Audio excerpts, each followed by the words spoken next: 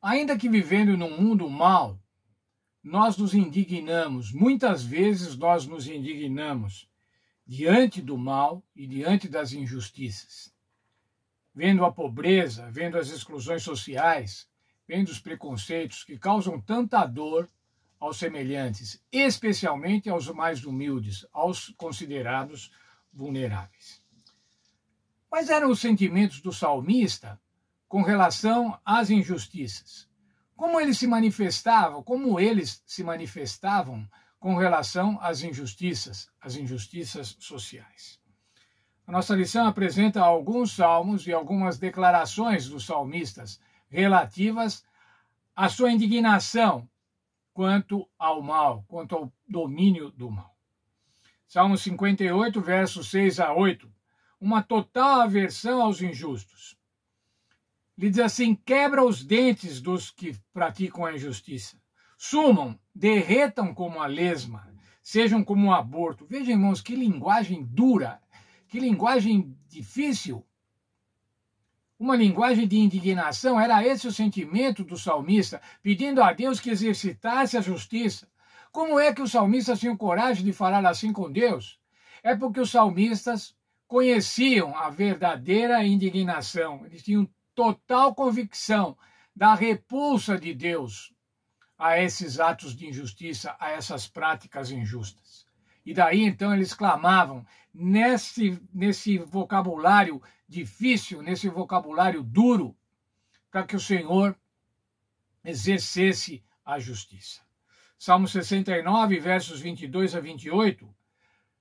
O Salmo chama para os injustos ruína, cegueira, fraqueza.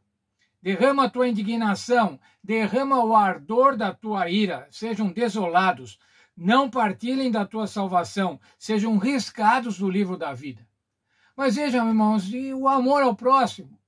E agora nós podemos falar, não, isso aqui era no Velho Testamento era a dura letra da lei. Hoje o amor ao próximo não é assim, irmãos.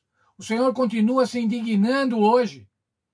É claro que o Senhor quer que todos cheguem ao arrependimento, mas tem a medida da paciência divina, da tolerância divina. E o Senhor vai exercer ainda a justiça final sobre esses que praticam a injustiça. Salmo 83, versos 9 a 17. Sejam como folhas, como palhas ao vento. Persegue-os com a tua tempestade, encham-se de vergonha. Ainda, Salmo 94, 1 e 2. Exerça o juízo, dá a paga aos soberbos. Salmo 137, dos versos 7 a 9. A vingança pela queda diante de Babilônia. Esse salmo expressa o que o salmista pedia de vingança por conta da invasão de Babilônia, que destruiu Jerusalém. Alguns dos salmos suplicam a Deus que se vingue de indivíduos e nações que pretendem prejudicar ou já prejudicaram os salmistas ou o seu povo. Esses salmos podem soar desconcertantes devido à sua linguagem dura e aparente discordância com o princípio bíblico de amar ao próximo, ou de amar os inimigos. No entanto, a indignação do salmista diante da opressão é grande.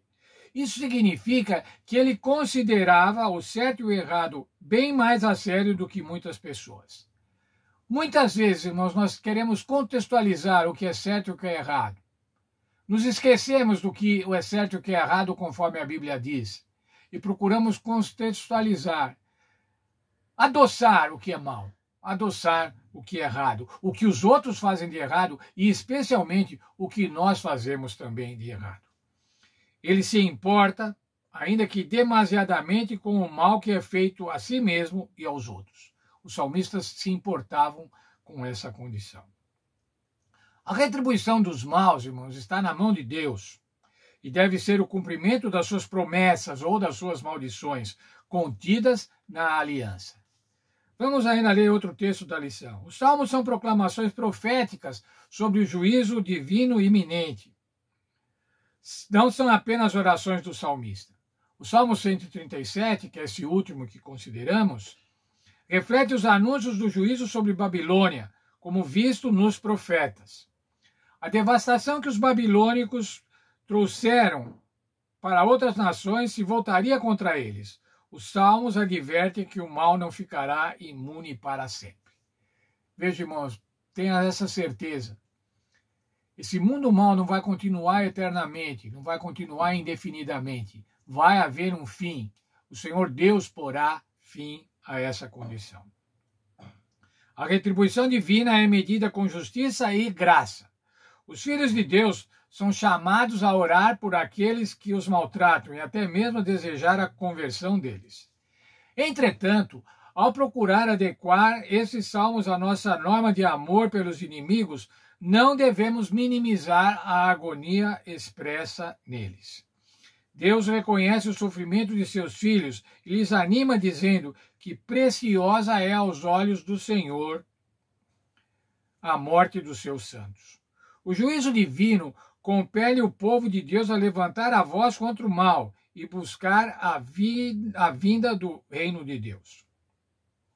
Os salmos também dão voz aos sofredores, fazendo saber que Deus está ciente de seu sofrimento e que um dia a justiça virá. Mas sabe, irmãos, às vezes nesse ímpeto de querer promover a justiça, nós passamos a julgar as pessoas. Queremos julgar e queremos aplicar o juízo às pessoas. Não é isso, irmãos. Nós não devemos nos colocar no lugar de Deus. O Senhor Deus é quem julga. O Senhor Deus é o julgador, é o juiz, não nós.